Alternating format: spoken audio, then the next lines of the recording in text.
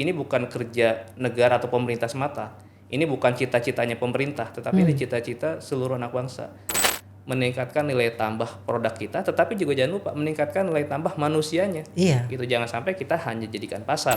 Tetapi memang tantangan yang masih menjadi problem klasik kita adalah masalah tata kelola, masalah sifat ataupun sikap yang koruptif, yang itu mendegradasi ya tujuan-tujuan tadi.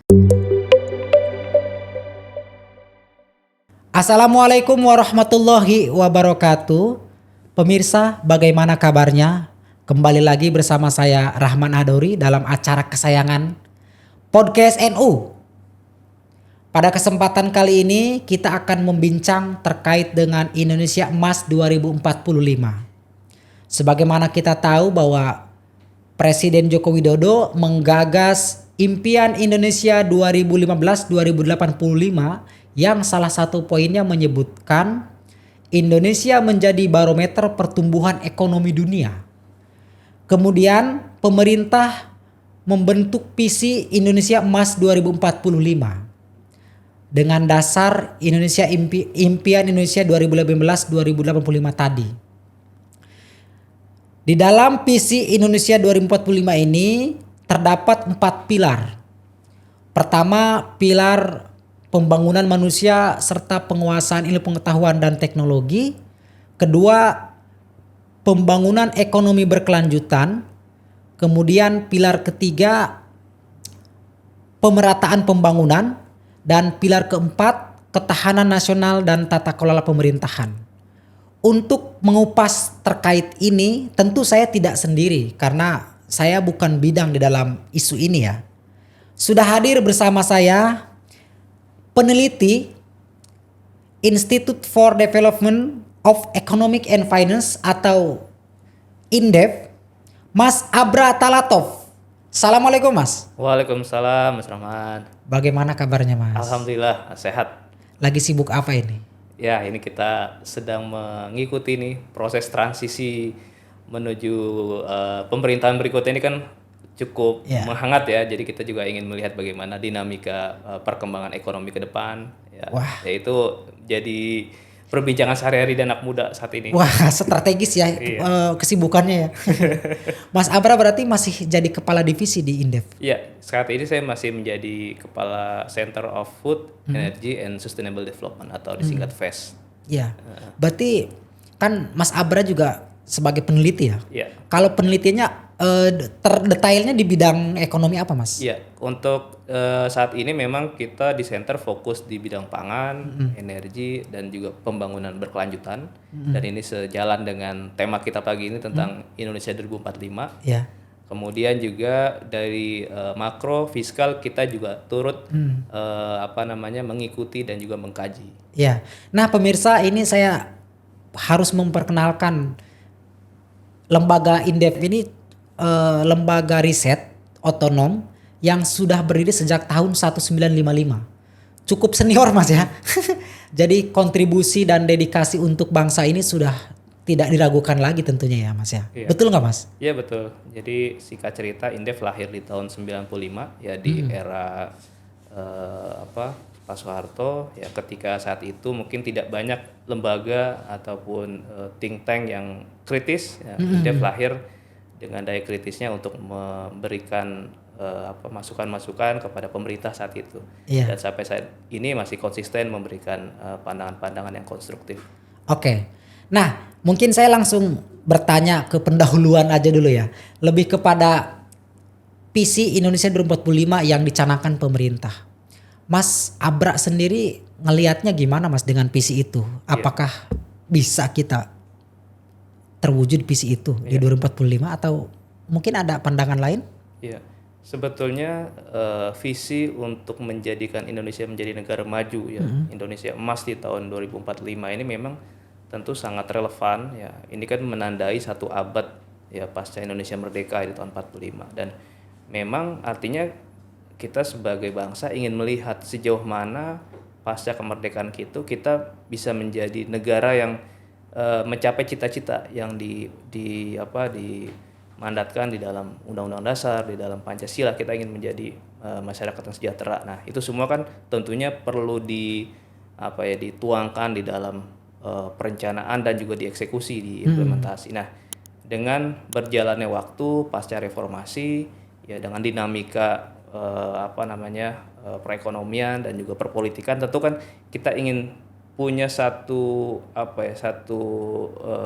sasaran yang sama gitu di dalam jangka panjang di tahun 2045. Saya melihat ya ini sangat positif sekali ya, sangat baik supaya energi anak bangsa itu bisa disalurkan secara bersama-sama nih. Aura positifnya, optimismenya bisa disalurkan menuju target yang sama, jadi negara maju. Dan tentu itu semua membutuhkan kerjasama ya, kolaborasi yang sangat kuat dari seluruh elemen masyarakat. Jadi ini bukan hanya, saya pikir ini bukan kerja negara atau pemerintah semata. Ini bukan cita-citanya pemerintah, tetapi ini cita-cita seluruh anak bangsa, masyarakat, ya akademisi, anak-anak muda, bahkan yang pastinya kita mudah-mudahan kita akan menikmati hasil yang kita lalui hari-hari ke depan di tahun 2045 justru anak muda nih yang akan memetik buahnya, kita anak muda. Iya. Nah, Mas, pemerintah kan menggembor-gemborkan bahwa di tahun 2045 itu ekonomi Indonesia kelima terbesar dunia. Betul. Tentu kan setelah Cina, Amerika dan lain-lain, kemudian Indonesia kelima itu, Mas ya. Kalau dalam pandangan ekonomi nih, seorang ekonom seperti Mas Abra, mustahil nggak sih optimisme kita termasuk pemerintah ini? Iya, kalau kita bicara proyeksi ataupun ekspektasi tadi kita menjadi negara terbesar, 5 terbesar lah di dunia. Saya pikir itu bukan persoalan mustahil atau tidak mustahil, tapi kita mau apa enggak gitu. Oh gitu ya? Jadi modalitasnya kita punya, gitu. Modalitas untuk kita mencapai ke sana.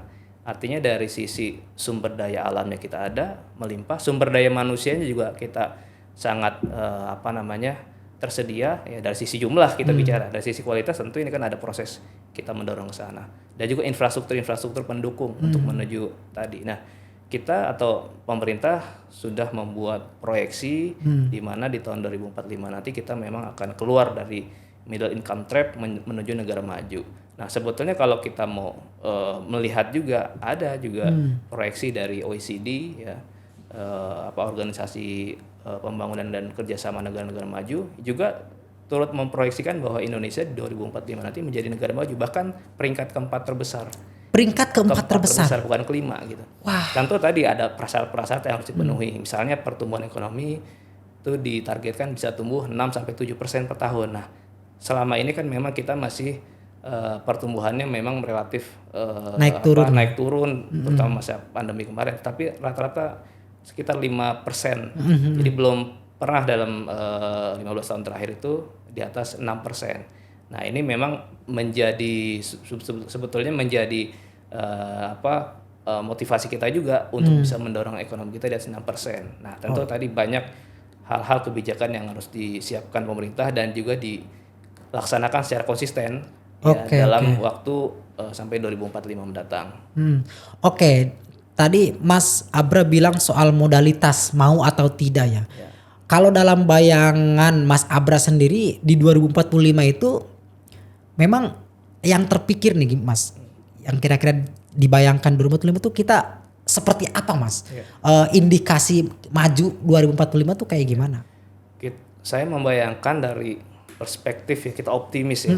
Kita harus optimis, negara kita akan menjadi negara maju ya dengan kualitas SDM yang unggul ya. Karena apa? Karena memang sudah disiapkan dari sekarang ya, kemudian juga anggaran dan negara APBN juga cukup banyak ya, masif alokasi anggaran untuk pembangunan manusia. Misalnya sebagai salah satu barometer, alokasi anggaran untuk pendidikan itu kan 20% dari APBN dan juga APBD. Artinya sudah sangat melimpah lah kita dukungan anggaran untuk membangun, mencetak manusia-manusia unggul. Nah, selebihnya saya juga optimis melihat anak-anak muda, melihat kita semua yang sangat adaptif ya, sangat kreatif melihat perkembangan zaman, melihat perkembangan teknologi.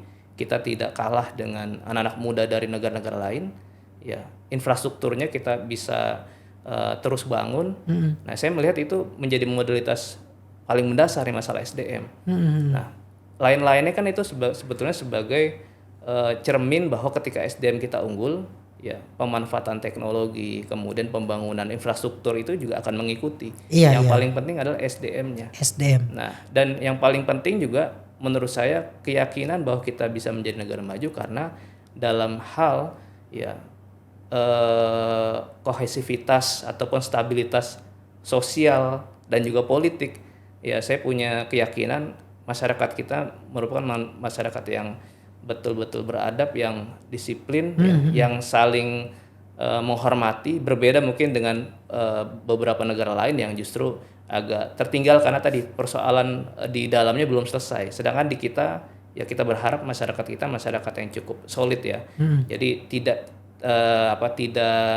terlalu rawan ya terpancing dengan isu-isu yang bersifat sara dan sebagainya. Sehingga itu juga menjadi modalitas masalah stabilitas sosial dan politik untuk Karena pembangunan. kalau misalkan masyarakatnya ribut terus itu akan berdampak Mas ya Betul. ke ekonomi ya. Sangat berdampak, sangat mengganggu ya iklim investasi, mengganggu konsentrasi kita juga untuk melakukan proses pembangunan ketika kita masih ya dengan mudah terpancing dengan persoalan-persoalan jangka pendek tadi, masalah-masalah konflik sosial dan sebagainya. Ya, apa ini ada kaitannya Mas dengan bonus demografi yang terjadi di 2045? Nah, betul.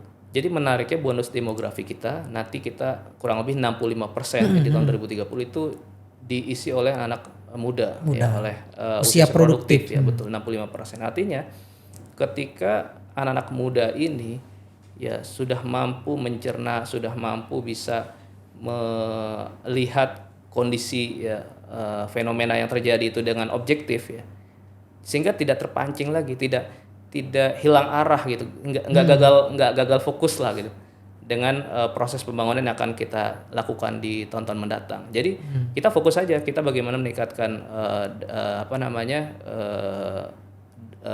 persaingan kita ya, daya saing kita dengan negara-negara lain, bagaimana meningkatkan nilai tambah perekonomian kita. Saya pikir itu menjadi kekuatan utama kita di anak-anak mudanya di dalam konteks bonus demografi, karena bonus demografi ini kan ibarat pisau bermata dua.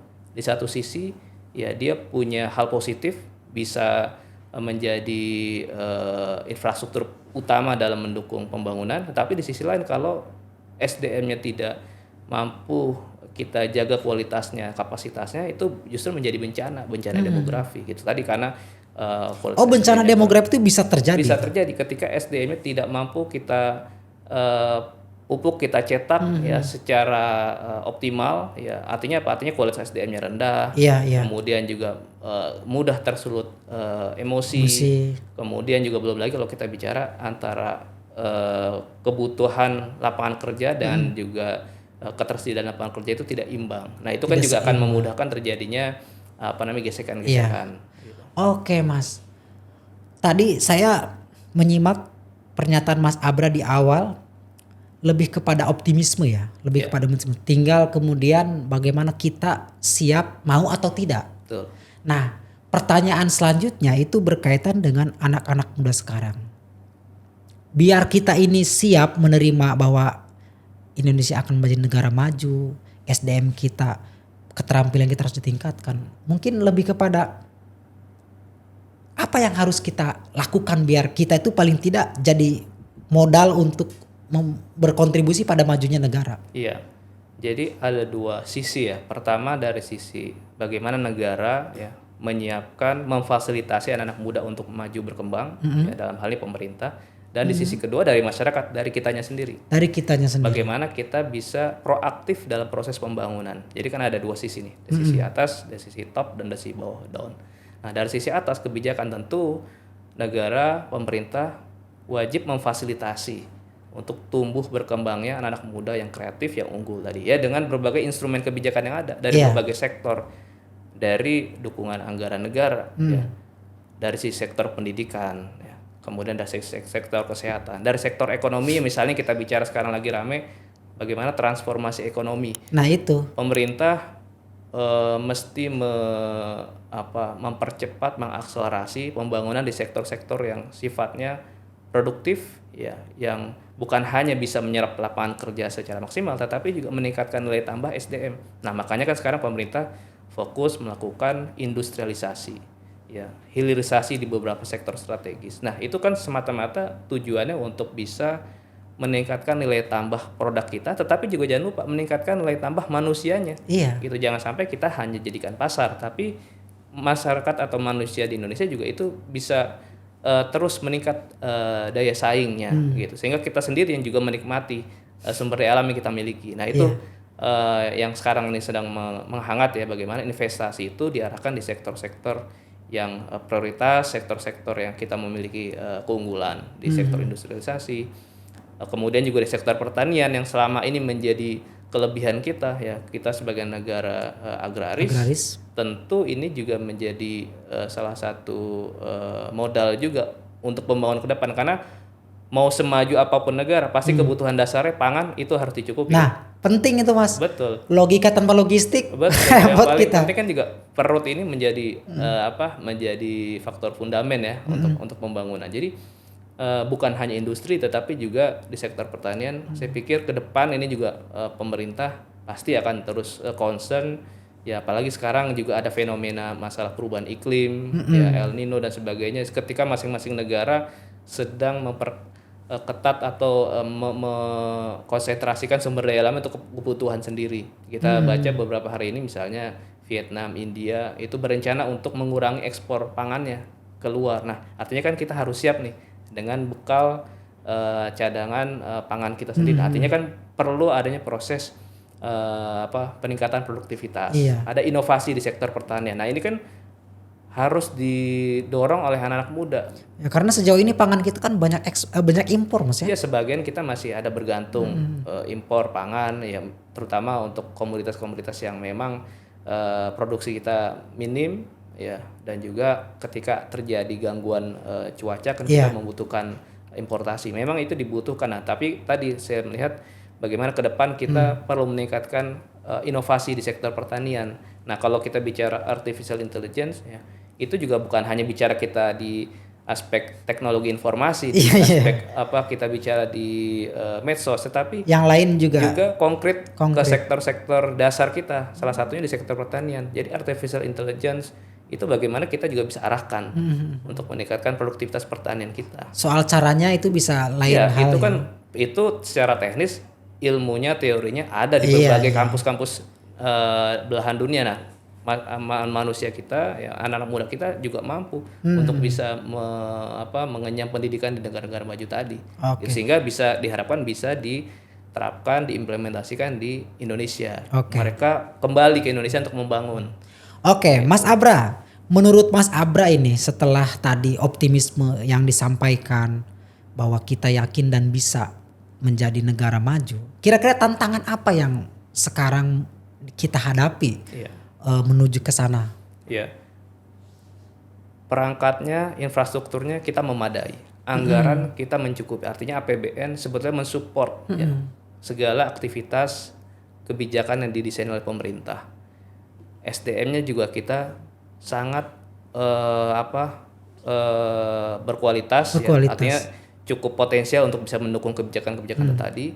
Tetapi memang tantangan yang masih menjadi problem klasik kita adalah masalah tata kelola, masalah sifat ataupun sikap yang koruptif yang itu mendegradasi ya tujuan-tujuan tadi. Nah, dalam konteks ini misalnya terefleksikan dengan investasi kita yang kita anggap masih mahal. Jadi kan kita pemerintah sudah mengarahkan semua kebijakan anggaran untuk mendukung iklim investasi yang sehat, meningkatkan investasi di dalam negeri sehingga bisa menyerap lapangan kerja yang besar. Nah, tetapi dalam proses-proses tadi, karena tadi ada proses perilaku-perilaku yang koruptif yang dilakukan oleh elit-elit kita, itu bisa merusak semua rencana tadi. Nah, itu tercermin dari namanya kalau di ekonomi kita sebut indeks ICOR. ICOR itu menandakan bahwa kebutuhan untuk membuat investasi, melakukan investasi di Indonesia itu lebih mahal atau lebih boros lah dibandingkan negara-negara lain. Nah, di posisi tahun lalu 2022 indeks ICOR kita 6,2. Artinya apa itu? Semakin tinggi semakin boros. Semakin tinggi semakin boros. Nah, di negara-negara ASEAN, di beberapa negara ASEAN itu indeks ICOR-nya hanya sekitar 3,8 sampai 4,3. Misalkan di Malaysia yang terdekat itu 3,8. Itu kayaknya boros tuh karena banyak yang korupsi kali. Artinya tadi menandakan kita untuk menghasilkan 1 rupiah output Iya. itu membutuhkan investasi lebih besar. Waduh. Jadi apa? Jadi maksudnya saya ingin menggambarkan bahwa upaya keras yang dilakukan pemerintah dalam pembangunan infrastruktur, dalam membuat kebijakan debirokrasi, ya, kemudahan perizinan dan sebagainya, itu akhirnya menjadi tidak optimal karena tadi, ya, investasi kita masih relatif mahal dibandingkan negara-negara, dan itu kan sehingga menyebabkan investor-investor di global itu pastinya akan lebih prefer untuk menanamkan modalnya di negara-negara tadi dengan investasi yang lebih lebih Murah. efisien, lebih Efisien. murah gitu, dan juga tentu tidak diganggu dengan adanya misalnya pungli, kemudian juga adanya ketidakpastian politik dan sebagainya gitu. Jadi Saya tuh menjadi akhirnya suka pengen pertimbangan. tahu ini Mas. Kalau tadi kan Mas Abra bilang soal sifat koruptif para elit. Saya suka pengen tahu di negara lain tuh kayak gitu nggak sih pungli-pungli? Iya, ya itu kan menggambarkan kan, mencerminkan bagaimana baik atau buruknya tata kelola di masing-masing negara gitu. Mungkin negaranya juga tentu masih ada praktek korupsi, tetapi tingkatannya, ya tingkat keparahannya, ya kemudian bagaimana investor memandang tata kelola di masing-masing negara itu salah satu tercermin dari situ. Ya soalnya gimana ya Mas ya, di Indonesia yang saya alami ya Mas ya, dari mulai tingkat RT, tingkat kelurahan, praktik-praktik yang mengarah ke sana tuh ada Mas. Iya. Misalnya kita bikin suatu keterangan apa, nah itu kalau nggak salam tempel, Iya. nggak susah itu Mas, lama itu prosesnya. Betul. Itu kan menjadi realitas yang kita hadapi saat Betul, ini. betul. Kita tidak bisa menutup mata, masih terjadi sangat vulgar ya, praktek itu dari mulai tingkatan paling kecil sampai yang paling besar. Misalnya sebagai contoh lain, pemerintah sudah berusaha keras mendorong adanya upaya hilirisasi di sektor mineral ya, yang kita tahu nikel, bauksit dan sebagainya didorong untuk diproduksi turunannya di dalam negeri, tapi baru-baru ini kan terjadi dugaan ekspor ilegal 5 juta ton. Nah, itu satu contoh, banyak contoh-contoh lain. Artinya apa? Artinya tadi sekuat pemerintah membuat kebijakan tetapi dalam tanda kutip masih terdapat pengkhianat di dalam negeri, itu dia akan menggembosi proses pembangunan kita. Betul. Jadi tadi selain soal kestabilitas negara, soal sifat koruptif juga yang kemudian menjadi tantangan besar kita Saya sekarang. pikir itu menjadi tantangan paling besar dan paling berat yang mesti kita hadapi dan kita lawan bersama-sama sampai kita bisa memetik hasil ya menjadi negara maju di 2045 nanti. Iya, dan itu kayaknya memang mental itu harus dipupuk dari dini ya. Betul, justru itu ini harus menjadi kesadaran bersama bagi kita semua anak muda. Jangan sampai kita juga terjerumus ya, kita juga ditarik dengan fenomena pragmatis tadi, pragmatisme koruptif dan lain sebagainya. Nah, itu kita harus bisa sadari dan bisa kita sama-sama lawan gitu. Sehingga proses pembangunan kita benar-benar kita jalani secara konsisten sesuai dengan yang kita targetkan bersama. Nah, itu saya pikir salah satu kelemahan kita dalam mengawal proses pembangunan yang ideal tadi itu tadi dari dalam sendiri. Jadi musuhnya bukan dari luar. Iya, dari dalam. Dari dalam. Kalau kata Soekarno musuhnya tuh bangsa kita sendiri. Betul. Jadi kalau kita bicara berkompetisi, bagaimana kita bisa bersaing ya? Kecepatan lari kita pertama saat ini masih lebih lambat dibanding kecepatan lari negara-negara lain. Tetapi yang kedua juga sudah kita berlarinya masih belum maksimal. Kita digerogoti dari dalam sendiri. Iya. Sehingga kita bukannya melangkah, bukannya berlari, mungkin kita akan kembali merangkak kembali. Iya, merangkak kembali ya. Nah, gitu. Oke, Mas Abra, kembali ke masalah perekonomian ini. Iya. Mas Abra sendiri melihat ekonomi Indonesia 3 tahun terakhir gimana gambarannya nih, Mas? Ya, jadi pandemi COVID-19 sebetulnya selain ini menjadi ujian ya, ini juga menjadi momentum refleksi kita untuk melihat kembali ke dalam bagaimana fundamental ekonomi kita. Ya, kita memang dari 3 tahun terakhir sama seperti negara lain, kita juga terdampak ekonomi kita di tahun 2020 ekonomi kita terkontraksi minus 2% lebih. Kemudian tahun 2021 lalu sudah mulai naik 3,7, dan terakhir di tahun 2022 lalu kita tumbuh 5,31%. Jadi tumbuh cukup impresif di tahun lalu, melebihi pertumbuhan di tahun sebelum pandemi. Walaupun ada faktor-faktor yang bisa dijelaskan, tetapi paling tidak ini sudah memberikan sinyalemen bahwa perekonomian kita ya saat ini sudah memang menunjukkan pemulihan pasca pandemi. Dan bagaimana euforia dan juga optimisme masyarakat untuk terus bisa bergeliat ya di dalam sektor-sektor ekonomi itu, saya melihat sudah cukup positif trennya gitu. Tinggal memang bagaimana kita nih bisa secara secara bersama-sama tuh bisa memandang ini sebagai modal besar kita untuk bisa menjadi negara maju. Jadi bahkan masih ada negara-negara lain yang masih menghadapi tekanan ekonomi lagi gitu. Kan ada masalah di dalam negeri juga. Kemudian juga ada faktor geopolitik Rusia Ukraina, itu juga mempengaruhi perekonomian global. Tapi di dalam negeri saya melihat saat ini di tahun 2023 ya target pemerintah untuk bisa mendorong ekonomi kita pulih dan juga terus tumbuh baik itu sudah terlihat ya.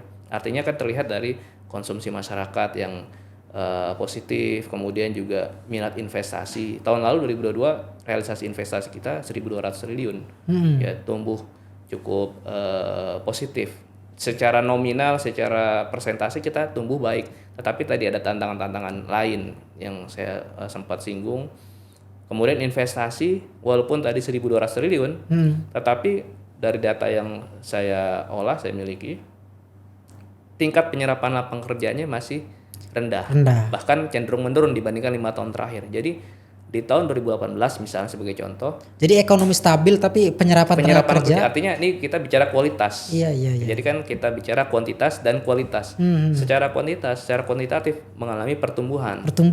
Mengalami peningkatan. Tetapi secara kualitas penurunan. Salah satu indikatornya tadi penyerapan lapangan kerja, pemerataan pembangunan di daerah. Apa itu karena ada kecanggihan teknologi yang AI itu? Ya, teknologi lagi-lagi saya katakan tadi sebagai sama seperti bonus demografi bisa menjadi pisau ya bermata dua, bisa positif bisa negatif tergantung bagaimana kita bisa memegangnya. Jadi kalau kita bicara artificial intelligence ataupun ekonomi digital secara umum, ini kan menjadi salah satu instrumen buat bisa mendorong terjadinya pemerataan pembangunan. Jadi akses masyarakat terhadap informasi, ya terhadap kesempatan untuk melakukan transaksi ekonomi ini kan semakin mudah, semakin cepat ya.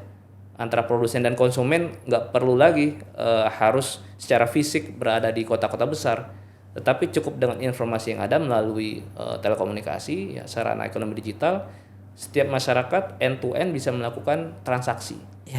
Dari daerah penghasil bisa langsung dipromosikan, dijual di daerah-daerah yang memang memiliki ketertarikan untuk bisa membeli produk-produk tadi. Jadi ada pertemuan antara produsen dan konsumen secara langsung melalui instrumen tadi ekonomi digital, termasuk juga artificial intelligence ini bisa mengoptimalkan dari informasi-informasi yang ada, kemudian diolah melalui big data. Nah itu bisa mengoptimalkan ekonomi daerah. Iya, soalnya ini Mas, salah satu kekhawatiran masyarakat Indonesia soal artificial intelligence itu lebih kepada posisi mereka tergantikan. Bahkan kan soal media misalnya nih, TV One kan sudah menggunakan AI yang untuk menarasikan presenter. Itu beberapa kalangan mengkhawatirkan itu, bahkan ya mungkin anak-anak muda kita juga akhirnya mentalnya cukup mengkhawatirkan itu. Tapi kalau Mas Abra sendiri nggak melihat itu sebagai sebuah ancaman ya? Ya ini tadi tergantung kita memandang kita ingin menggunakan seperti apa. Ketika artificial intelligence itu kita lihat ya, ini sebagai sesuatu yang makin memudahkan kita dalam misalkan di sektor industri. Ya, dengan menganggap ini lebih efisien ya dengan adanya otomatisasi, ya robotisasi dalam hal proses-proses produksi di industri maupun di sektor-sektor jasa, ketika peran manusia bisa digantikan oleh robot ataupun oleh artificial human tadi. Nah, itu tergantung cara pandangnya. Tapi kan tetap manusia tetap memiliki value yang tidak bisa digantikan tetap oleh teknologi tadi. Nah, jadi tinggal kita melihat bagaimana infrastruktur teknologi tadi itu menjadi instrumen yang bisa meningkatkan kesejahteraan kita, mendukung bukan menggantikan, tetapi mendukung produktivitas kita. Gitu. Jadi tetap manusianya harus bisa menguasai ya adanya perkembangan teknologi tadi. Jangan sampai kita dalam tanda kutip justru dijajah. Ya, kita dijajah oleh teknologi yang ada. Tetapi bagaimana kita bisa menggunakan itu untuk meningkatkan kehidupan kita gitu, meningkatkan kesejahteraan masyarakat. Seperti itu. Jadi saya pikir tetap artificial intelligence ini menjadi peluang buat kemudahan-kemudahan kita ke depan. Tetapi kita juga tentu harus waspada juga dengan berbagai macam risiko yang ada tadi. Gitu. Oke, Mas Abra, berarti secara umum pertumbuhan ekonomi Indonesia itu 3 tahun terakhir tumbuh baik ya. Hanya saja penyerapan tenaga kerjanya yang berkurang. Nah, kita lanjut lebih kepada anak-anak muda NU nih Mas. Apa yang harus kita persiapkan agar tidak digulung sama perkembangan zaman, termasuk di dalamnya soal perekonomian. Paling tidak kita paham. Ketika kita paham kan kita bisa terlibat di dalamnya. Jadi saya melihat bahwa tren anak-anak muda NU untuk terus ya berpikir secara global ya itu terus meningkat. Ya, artinya kita bisa terus adaptif terhadap perkembangan teknologi, informasi, kemudian juga bagaimana potensi-potensi ekonomi yang ada di depan mata. Ya ini saya pikir terus kita dorong nih dalam konteks ini, misalnya bagaimana literasi digital, ya kemudian literasi keuangan itu juga anak-anak muda NU tidak kalah gitu. Dan ini banyak bukti-bukti, banyak contoh-contoh yang sudah bisa kita lihat sehari-hari. Nah, saya pikir ya yang salah satu bisa kasat mata bisa kita lihat misalnya dalam aspek daya saing anak muda NU adalah dari aspek kewirausahaan. Nah, ini kan juga menjadi salah satu program strategis yang dicanangkan oleh pemerintah dan juga ini kan bergerak ya bukan hanya di level perkotaan tetapi di level perdesaan. Ya, bagaimana mengembangkan UMKM, bagaimana meningkatkan entrepreneur kita, termasuk oleh kalangan Nahdien baik di kota maupun di pedesaan, baik di kampus maupun di pesantren-pesantren. Nah, perangkat kebijakannya, dukungan anggarannya sudah ada, ya tinggal bagaimana kita menangkap peluang-peluang itu. Nah, kita memang sampai saat ini jumlah wirausahaan kita masih minim dibandingkan negara lain, tapi kita ditargetkan bisa minimal 5% terhadap populasi kita bisa meningkat jumlah wirausahaan. Dan saya pikir NU menjadi salah satu bagian ya untuk bisa meningkatkan jumlah entrepreneur kita di dalam negeri. Nah, betul tuh Mas. Penting sekali karena tokoh NU sejauh ini kan kalau di dalam pemerintahan, Menteri Agama misalnya, tentu kita kalau bicara agama udah cukup banyak ya rekam jejaknya ya gitu mah.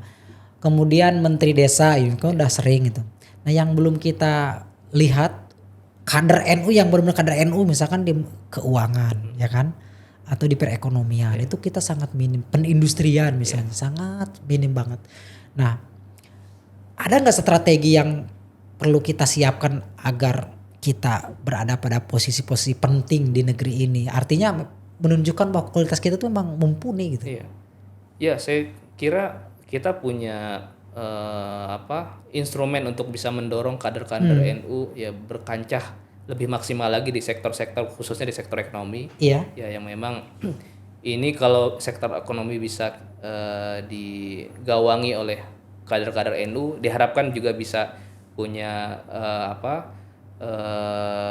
hasil ataupun manfaat yang lebih besar khususnya buat warga NU dan juga Indonesia secara umumnya.